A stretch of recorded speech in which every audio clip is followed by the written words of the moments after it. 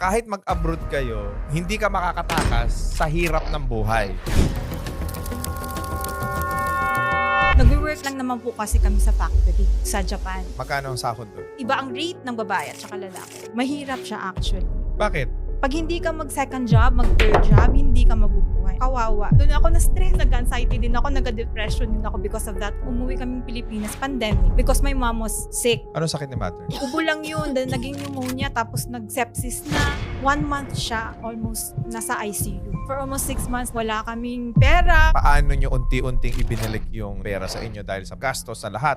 Nahilig lang si Habi sa shoes, ako sa mga bags. Post pa lang siya online, and then biglang nabenta lahat. Gusto mong umasenso sa buhay, ang option talaga is business. Yes, sir. Si Leonor, kumikita na ng milyon kada buwan. Yes.